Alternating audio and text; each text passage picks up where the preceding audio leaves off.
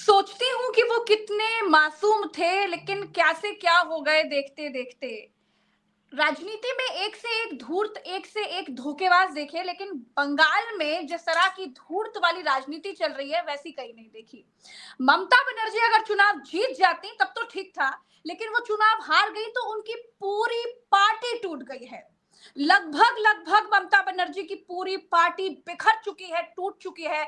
जिन सायोनी घोष को दूसरी ममता कहा जाता है, वो तक 9 तो 11 हो गई। खैर, आज हमारे साथ टीएमसी के सांसद और अपने जमाने के धुरंधर खिलाड़ी कीर्ति झा आजाद जी हैं। जब वो देश के लिए खेलते थे तो भी ईमानदार थे और आज राजनीति में भी ईमानदार हैं, हमारे साथ है।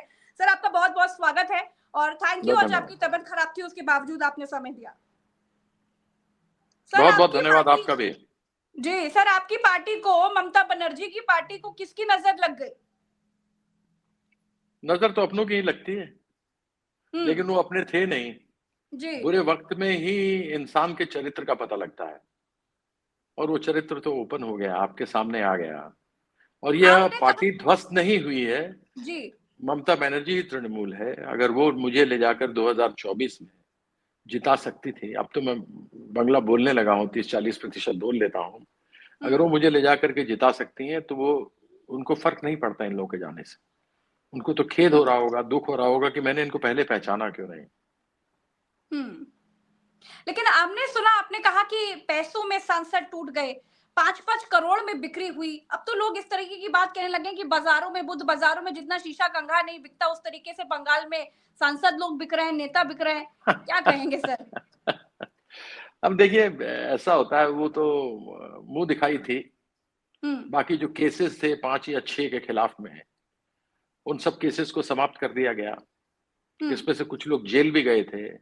जी हाँ। काकोली दास्तेदार के तो जोड़ीदार थे शुभेंदु अधिकारी, जो दोनों 5-5 लाख रुपए लेते हुए कैमरा पे पकड़े गए थे। सारा कुछ देखा गया था हम लोगों ने। और हम्म। सीधी शुभेंदु के खिलाफ में सीबीआई लगा दी गई थी, तो उसके बाद वो तुरंत कूद गए थे। लेकिन ये थोड़े स्मार्ट निकले, ये गद्दार भगौड़े।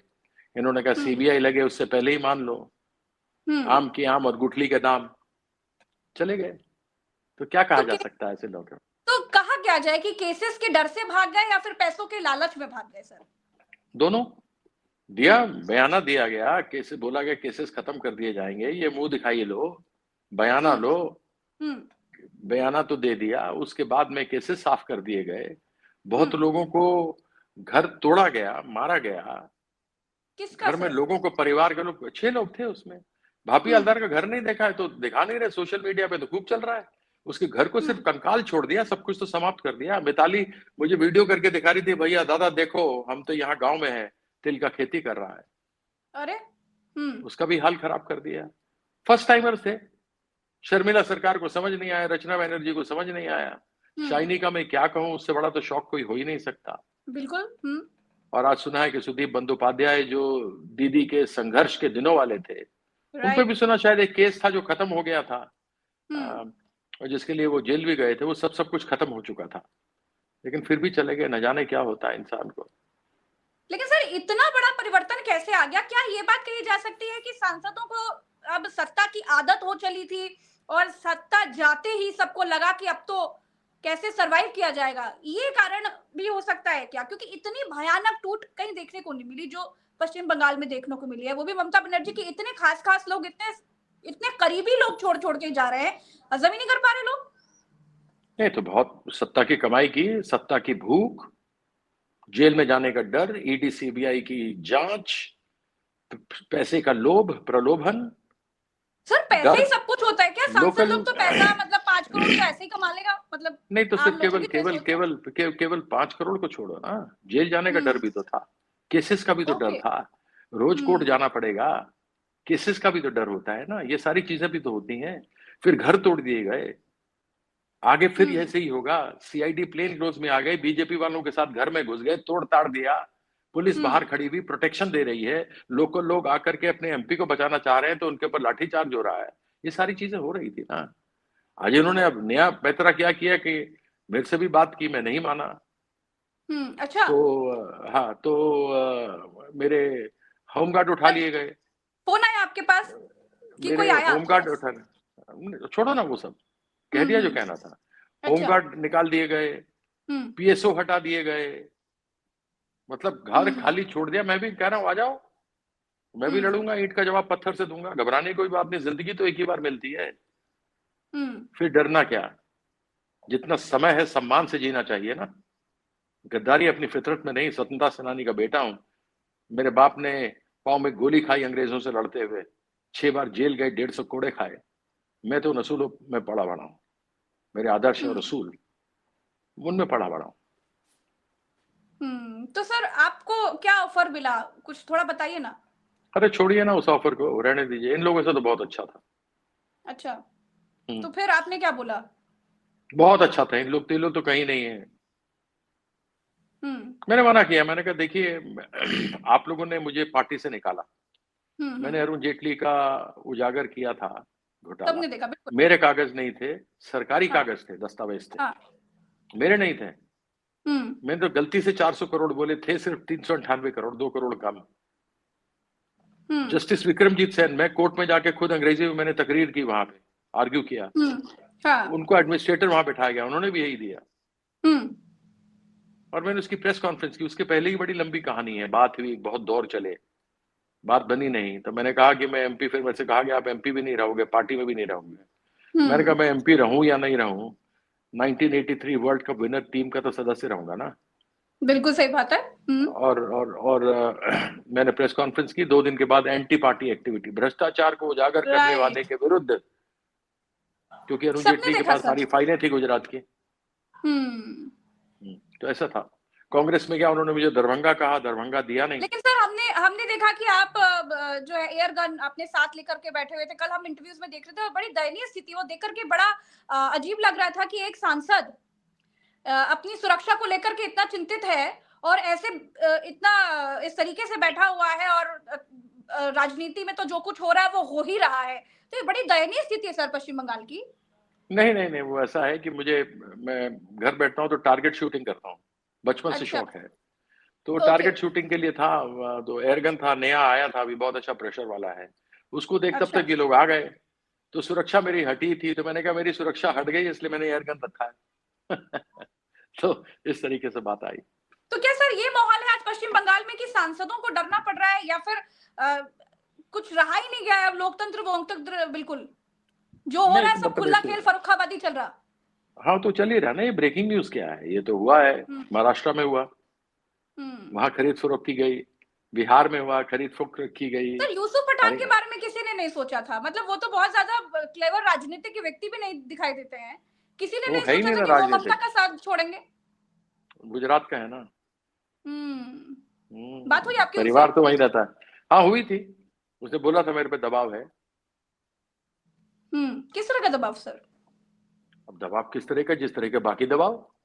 नहीं, पैसों का लालच या फिर केसेस का दबाव?